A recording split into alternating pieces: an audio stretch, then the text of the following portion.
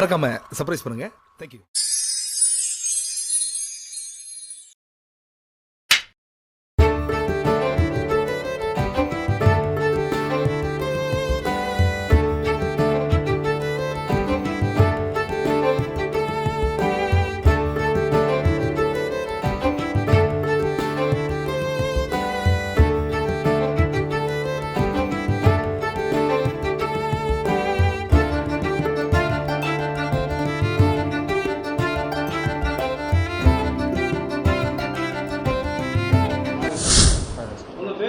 பேர் ஹரிராம் சார். ஹரிராம். நீங்கள் இந்த சிற்பக்கலைக்கு வரதுக்கு என்ன காரணம் சார்? சிற்பக்கலைக்கு நம்ம ஊரில் திருவிழாவில் வந்து மண் சோதனையில் வந்து சிலை செய்வாங்க சார். அதை வந்து நம்ம கொஞ்சம் கொஞ்சமாக மண்ணிலேயே செஞ்சு பார்த்தேன். அதுக்கப்புறம் ஒரு இன்ட்ரெஸ்ட்டு சிமெண்ட்டில் செய்யணும்னு சொல்லி, சிமெண்ட்டில் எல்லோரும் செய்கிறாங்களே, கோபுரங்கள் கட்டுறாங்களே, நம்ம இது மாதிரி செய்வோம் அப்படின்றனால கொஞ்சம் கொஞ்சமாக சிமெண்ட் எடுத்து வச்சு கொஞ்சம் நானாக பழகினேன். அப்புறம் எங்கள் குருநாதர் சிவராமன் ஒரு ஆள்கிட்ட போய் இருந்து அவங்களோட வழியாக தான் எனக்கு வந்து இந்த தொழில் வந்து முழுசாக கற்றுக்கிட்டேன். அவரோட ஒரு 2 வருஷமாக இருந்தது சார். ஆமாம் சார். தனியாக வந்து இப்போ ஒரு 5 கோபுரம் பார்த்துருக்கேன் சார். 5 கோபுரம் எத்தனை ஒரு 5 வருஷமாக பண்ணிக்கிட்டேன் சார். 10th படிக்கிறப்ப ஆரம்பித்தது. இப்போ நான் காலேஜ் செகண்ட் இயர் படிச்சுக்கிறேன். இப்போ வரைக்கும் நான் அதை பார்த்துக்கிட்டு தான் சார். 5 ஆலயங்கள் செஞ்சுருக்கேன். குறைஞ்சது ஒரு 5000 சிலைகளுக்கு மேலே செஞ்சுருக்கேன் சார். 5000 சிலைகளுக்கு மேலே செஞ்சுருக்கேன். அதிகப்படியாக பார்த்தா 3 நிலை கோபுரம் பார்த்துருக்கேன் சார்.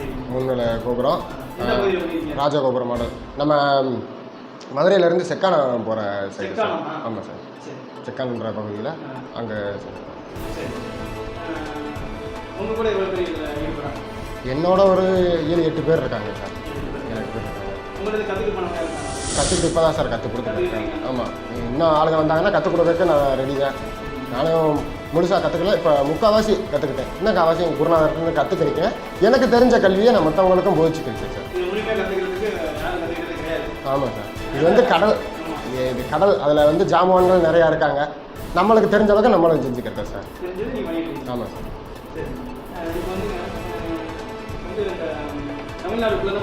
ஆமாம் சார், தமிழ்நாட்டுக்குள்ளே தான் பண்ணியிருக்கேன். கேரளாவில் பண்ணியிருக்கேன் சார். நம்ம மூணாறு எஸ்டேட்டில் பண்ணியிருக்கேன் சார். லட்சுமின்னு ஒரு அம்மன் கோயில். அதில் பூரா செலவேலை பூரா நான் தான் பார்த்துருக்கேன். சிலைகள் பார்த்துருக்கேன் சார். அவங்களோட மனசில் என்ன இருக்கோ, அவங்க இது மாதிரி இருந்தால் போதும், அந்த ஹைட் இருக்கணும். ஒரு சிலர் கேட்பாங்க ஹைட்டு பெருசாக இருக்கணும், பார்க்க பிரம்மாண்டமாக இருக்கணும்வாங்க. ஒரு சிலர் சின்னதாக இருந்தாலும் பார்க்க அழகாக இருக்கணும் கோபுரம் அப்படிவாங்க. அவங்களோட திருப்திக்கு ஏற்ற மாதிரி பெரிய கோபுரம்னா அதுக்கேற்ற மாதிரி அளவுகளை பங்குகளை பிரித்து வச்சு பெருசாக கட்டிடுவோம். அதுக்கேற்ற மாதிரி அவங்க சின்னதாக கேட்டாங்கன்னா பங்குகள்லாம் கம்மி பண்ணி சின்ன கோயிலாக, இப்போ விநாயகர் கோயில் நார்மலாக கேட்டாங்கன்னா அதை சின்னதாக அளவாக கட்டலாம். ஒரு காளியம்மன், ஒரு ஈஸ்வரன் கோயில் அது மாதிரின்றப்ப நம்ம பெருசாக பிரம்மாண்டமாக கட்டலாம் சார். அது தவறு சார். நம்ம இப்போ மோல்டிங் பண்ணுறதே வந்து தப்பு. இப்போ கோபுரங்களில் வந்து மோல்டிங் பண்ணுறதே தப்பு. கை வேலை தான் வந்து என்றைக்கும் காலகாலத்துக்கு நிற்கும். இப்போ மீனாட்சி அம்மன் கோயில் இருக்கலாம், மீனாட்சி அம்மன் கோயில் ஃபுல்லாகவே வந்து இந்த சொத வேலை தான். அது வந்து கருங்கல் வேலை கிடையாது, எல்லாமே இந்த சிமெண்ட்டு வச்சு அவங்களோட சுண்ணாம்பு இதெல்லாம் சேர்த்து பண்ணியிருக்காங்க. அப்படி பண்ணியிருக்கப்ப அது பூராவே கை வேலைன்றனால தான் இன்ன வரைக்கும் எந்த டேமேஜும் கிடையாது. ஆனால் இப்போ கட்டுற கோயில்கள் வந்து நிறையா இந்த மழை வெயிலுக்கு தாங்காமல் நிறையா கோயில் உடஞ்சி விழுந்துருக்கு. உடஞ்சுன்னா ஃபுல்லாக விழுகாது, ஒரு சின்ன சின்ன பார்ட்ஸ் உடஞ்சி விழுகும். அப்படின்றப்ப நம்ம கை வேலை தான் சார் நல்லது. மோல்டிங்கோ அதுங்க சப்கான்ட்ராக்ட் விடுறப்ப வந்து அவங்க வந்து வேகமாக முடிக்கணும்னு தான் நினைப்பாங்க. சிலையோட நளினங்கள்லாம் குறைச்சி தான் செய்வாங்க. அப்படின்றப்ப அவங்களே சுயமாக இருந்து செஞ்சால் நல்லாயிருக்கு சார் கோபுரம்.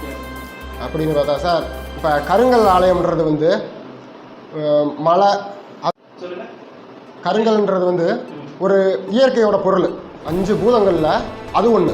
அதுலேருந்து நம்ம நேரடியாக எடுத்து எந்த கலப்படமும் நம்ம உள்ளே சேர்க்கறது கிடையாது. இயற்கையாக கட்டுறதுனால அதுக்கு வந்து மகத்துவம் அதிகம். சிமெண்ட்டுன்றது வந்து மனுஷனால் கண்டுபிடிக்கப்பட்ட பொருள். அதில் செய்கிறப்ப வந்து அதோட எஃபெக்டிவ் கம்மியாக இருக்கும். ஆனால் பார்வைக்கு என்னமோ கல் வேலையை விட சிமெண்ட் வேலை நல்லாயிருக்கும். வர்ணங்கள் தீட்டலாம். ஆமாம், வர்ணங்கள் தீட்டலாம், எல்லா வேலையும் பார்க்கலாம்.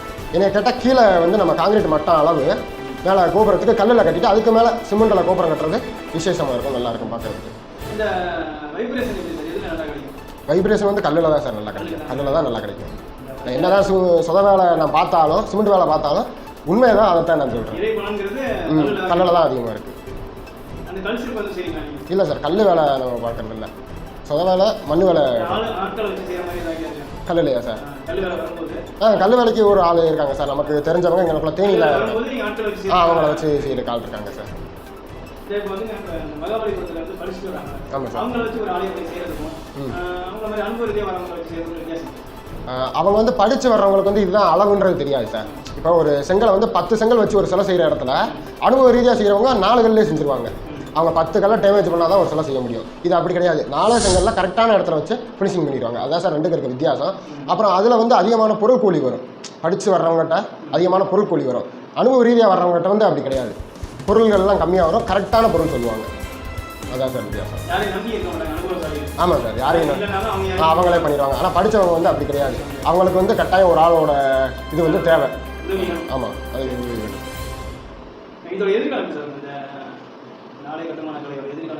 எதிர்காலம் இனி வர்ற சந்ததிகள் யாரும் பழகுவாங்களான்றதே தெரியல சார். என்னோட வயசில் நான் ஒரு ஆள் தான் இருக்கேன். இப்போதைக்கு பழகி கொடுக்கறதுக்கு ஆள் இருக்கு. ஆனால் அவங்க கற்றுக்கிடுவாங்களான்றது வந்து ஒரு சந்தேகம் இல்லை. எங்கள் குருநாதருமே எனக்கு சொல்லிக் கொடுத்தாரு. மதுரை சக்தி கண்ணன், அவர்கிட்ட நான் இருந்தேன். ஆமாம், அவர் பேர் வந்து சக்தி கண்ணன். அந்த சிற்பிகிட்ட நான் கொஞ்ச நாள் இருந்தேன். எங்கள் நம்ம பக்கத்துலேயும் ஆசிரியர் சொல்லி ஒரு சிற்பி, அவர்கிட்டையும் கொஞ்ச நாள் இருந்தேன். அவங்க 2 பேர்த்திட்டையுமே என்னால் வந்து நிரந்தரமாக இருக்க முடியல. ஏன்னா காலேஜ் படிச்சுக்கிருக்கேன் நான். ஒரு பக்கம் காலேஜை படிச்சுக்கிட்டும் அவங்ககிட்ட நிரந்தரமாக என்னால் வேலை பார்க்க முடியல. சிவராமன் சிற்பிகிட்ட வந்து எனக்கு லீவு கிடைக்கிற நேரம் பூரா நான் கேட்பேன். அவர் நீ வந்து பண்ணுறா, உனக்கு தெரிஞ்சதை நீ பண்ணுங்க, நான் செய்ய. நான் செஞ்ச வச்சு தான் அவர் சொல்லி கொடுத்தாரு. அவர் சொல்லி கொடுத்த வச்சு நான் கற்றுக்கறல. அந்தளவுக்கு என்னை வந்து வளர்த்து விட்டது அவர் தான். அவரோட ஆமாம், அதில் திருத்தங்களை கொண்டு வந்தவர். எதிர்காலம் இருக்குது. வருங்கால சந்ததியினர் இதெல்லாம் கற்றுக்கிறணும். இதுக்கு கவர்மெண்டோட ஒத்துழைப்பும் இருக்கணும். ஆமாம், இனி அழிஞ்சா அப்புறம் வந்து புதுப்பிக்கிறதுக்கு யாருமே கிடையாது சார். இது வந்து முத போகிறப்ப கஷ்டமாக தான் இருக்கும். என்னடா அதை சொல்கிறாங்க, இந்த அளவு சொல்கிறாங்க, இவ்வளோ கஷ்டமாக இருக்குது, நம்ம செங்கல் எடுக்க விடுறாங்க, இதெல்லாம் வரும். ஆனால் ஒரு அளவுக்கு மேலே நம்மளுக்கே இன்ட்ரெஸ்ட் வந்துடும். என்னப்பா ஒரு 8 பாகம்ன்றாங்க ஒரு சிலைக்கு, அந்த 8 பாகம்னா என்ன, அது எப்படி வரும்? இப்போ ஒவ்வொரு தெய்வங்களுக்கும் ஒவ்வொரு ஆயுதங்கள் இருக்குது. அதை வந்து ஒரு இதுக்கு மேலே போகிறப்ப நம்மளுக்கு அது விளையாட்டு மாதிரி வந்துடும். இந்த சாமிக்குனா இது கிருஷ்ணனுக்கு புல்லாங்குழல், முருகனுக்கு வேலு, அவ்வளோதான் அப்படின்ற மாதிரி வந்துடும் சார். அதுக்கப்புறம் இன்ட்ரெஸ்ட் தன்னாலே வந்துடும். ஒரு அந்த இன்ட்ரெஸ்ட் வந்து நார்மலாக மேலே வர்றப்ப யாராச்சும் ஒரு ஆள் தூக்கி விடணும். தூக்கி விட்டாங்கன்னா கட்டாயம் வந்துடலாம் சார் இந்த தொழிலில். ஆமாம் சார்.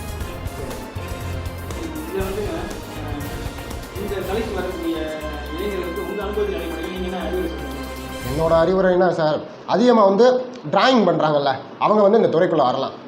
டிராயிங் பண்ணுறவங்களுக்கு வந்து இது டிராயிங்கும் இதுவும் ஒரே இதுதான். அப்படின்றப்ப அவங்க வந்து இதுக்குள்ளே வந்தாங்கன்னா நல்ல சிலைகளை, நல்ல சிற்பங்களை, நல்ல கோயில்களை கொடுக்குறதுக்கு அதிகமான வாய்ப்பு இருக்குது. அதுதான் சார் என்னோட கருத்து. என்னோட நன்றி என்னோட குடும்பத்தார்களுக்கும், என்னை அந்த அளவுக்கு வளர்த்து விட்ட சிவராமன் சிற்பிக்கும், அவர் மதுரை சக்தி கண்ணன், ஆசை என்ற எல்லாருக்குமே, என்னோட குருநாதர் எல்லாத்துக்குமே நான் வந்து நன்றி கேள்விப்பட்டிருக்கேன் சார். ஆசை சிவராமன் சிற்பி. சிவராமன் குருநாதர் தான் சிவராமன். ஆமாம், மதுரையில் முருகன் ஒரு அண்ணன் இருக்கார். அவர் வந்து நம்ம எந்த கோபுரம் எடுத்தாலும் சரி, அண்ணே வாங்க, என்னால் பார்க்க முடியல, எனக்கு கொஞ்சம் வேலைகள்லாம் இருக்குது, நீங்கள் வந்து பார்த்து கொடுங்கன்னு சொன்னால் போதும், சொன்னால் சொல்லுக்கு வந்துடுவார். வந்து செஞ்சு கொடுத்துருவாரு. ரொம்ப எனக்கு பிடிச்சமான ஒரு ஆள். என்னோட அம்மாவும் அப்பாவும் தான். அம்மா பேர் வந்து லதா, அப்பா பேர் தங்கம். ஆமாம் சார். ஆமாம் சார், அவங்க ஃப்ரீடம் கொடுத்தனால தான் நான் இந்த அளவுக்கு வர முடிஞ்சிச்சு. நான் முத போய் மண்ணை எடுத்தப்போ என்னை விரட்டி அடிச்சிருந்தா இந்த அளவுக்கு இதில் வந்திருக்க முடியாது. அதுங்க நீ ஒரு வேலைக்கு போகிற, ஏன் இவ்வளோ கஷ்டப்படுற? ஆமாம் சார், அந்த கொரோனா பீரியட்லேருந்து, அந்த கொரோனா எப்போ லீவ் விட்டாங்களோ அப்போ இருந்து நீ ஏன் இதை போய் பண்ணிக்கிட்டு இருக்க, நீ படிப்பை பார்க்க வேண்டியதானே அப்படின்னு இன்ன வரைக்கும் சொன்னதில்லை. நீ படி, இந்த வேலையும் பாரு, ஏன்னா இதை வந்து நீ பார்க்க ஆளுகள் இல்லை, நீ பார்த்துக்க கற்றுக்க அப்படின்னு அவங்க கொடுத்த ஃப்ரீடத்தினால தான் நான் இந்த அளவுக்கு வந்தேன். என்கிட்ட இன்ன வரைக்கும் நீ எவ்வளோ சம்பளம் வாங்குற, எனக்கு எவ்வளோ கொடுத்துருக்க அப்படின்ற கேள்வியே கேட்டது கிடையாது. உன்னால் முடிஞ்சதாக கொடு, உனக்கு வேணுமா எங்கிட்ட கேளுன்னு தான் அவங்க வந்து இன்ன வரைக்கும் வச்சுருந்துருக்காங்க. அதனால தான் இந்த தொழிலில் இவ்வளோ தூரம் வர முடிஞ்சிச்சு. சரி, இந்த சிற்ப கலைஞர்கள், இந்த ஆலய கட்டுமான கலைஞர்கள், இவங்களுடைய வாழ்வாதாரம் உயர அரசு என்னென்ன செஞ்சு கொடுத்தாங்க? அரசு வந்து அதிகமாக கோயில்களை வந்து இப்போ சீரமைக்கிறாங்கல்ல, அப்படின்றப்ப அதிகமாக கான்ட்ராக்ட்காரங்க வந்து கொத்தனார்களை தேடி போயிடுறாங்க. அவங்க வந்து ஒரு கோயில் வேலைக்கு வந்து ஆளுக கிடையாது, சிற்பிகள் தான். சிற்பிகளை தேடி வரணும். அதுங்கன்னு ஒரு கோயிலுக்கு வரணும். பஞ்சவர்ணம் தீட்டுறதுன்னா நாயப்படி பார்த்தா நம்மளுக்கு வந்து அதுக்கான ஆர்டிஸ்ட்டுகளை தேடி போடணும். அவங்கள விட்டுட்டு கோபுரங்களுக்கு அடிக்கிறவங்களை விட்டுட்டு வீடுகளுக்கு அடிக்கிறவங்களை வச்சு அடிக்கிறாங்க. அவங்க வந்து செல்லில் புகைப்படத்தை பார்த்துக்கிட்டு அதுக்கேற்ற மாதிரி அடிக்கிறாங்க. அப்படின்றப்ப அது வந்து வேலையை வந்து நல்லா இருக்காது. பிற்காலம் வர்ற சந்ததி என்ன நினைப்பாங்கன்னா, இவ்வளோதான் போல வேலை, நம்மளே அடிச்சிடலாம்ல அப்படின்ற ஒரு இது வந்துடுது. ஆனால் அவங்க குருநாதர் சொல்லி கொடுத்து அதுபடி வர்றது வந்து நல்லா இருக்கும். இது வந்து ஏதோ ஏனோ தானோன்னு செய்யலாம். அவ்வளோதான் சார் வித்தியாசம். இப்போ வந்து இப்போ வந்து பார்த்தீங்கன்னா இந்த இறைவனுக்கு நிகராக சிற்பிகளையும் சபதிகளையும் பார்த்தாங்க. ஆமாம் சார். அவங்களுக்கு என்ன மரியாதை அந்த மரியாதை கொடுத்தாங்க. இப்போ அது குறைஞ்சிடுச்சு. எதனால் குறைஞ்சிடுச்சு? எதனால் குறைஞ்சிருச்சுன்னா எப்படி சொல்கிறது சார், அவங்களோட இதை வந்து மரியாதையை வந்து தக்க வச்சுக்கிறணும்ல. அந்த இதை விட்டுட்டு எல்லோரோடையும் போய் சகசமாக அந்த மது பழக்கம் இந்த இதெல்லாம் வந்து சிற்பியை வந்து வச்சுக்கிறக்கூடாது. அப்படியே வச்சுக்கிட்டாலும் அவங்களோட தனிப்பட்ட முறையில் வச்சுக்கிறணும். எல்லாரோடையும் ஒன்று சேர்ந்து பண்ணுறப்ப அவங்களோட மரியாதை அந்த இடத்துல போகும். அப்படின்றப்ப அந்த மரியாதை கிடைக்கிறதுக்கான வாய்ப்பே இல்லை. எல்லாரோடையும் சகசமாக போயிடும். ஒரு சிற்பினா அதுக்கான மரியாதையில் அவர் இருக்கணும். கடவுள் வந்து கடவுளாக இருக்க வரைக்கும் தான் கடவுளுக்கு மரியாதை. கடவுள் சக மனுஷனாக வந்தால் சிவனேவும் பிட்டுக்கு மனுஷன் வந்து பெரம்படி வைத்தார். அது மாதிரி தான் சிற்பிகளோட வாழ்க்கையும். அவங்களுக்கு என்ன மரியாதையோ அவங்க மரியாதையோடு இருந்துக்கிட்டால் எப்பயும் மரியாதை இருக்குது சார். ஆமாம், கடவுள் உசரத்துக்கு மேலேயும் போகக்கூடாது. அவங்களுக்கு என்ன தரம் இருக்கோ 10 பேர் பார்த்து வாங்க சாமின்னு கூப்பிட்றாங்கன்னா நம்ம அதே கட்டத்தில் வச்சுக்கிட்டாலே போதும் சார். ரொம்ப நன்றி சார்.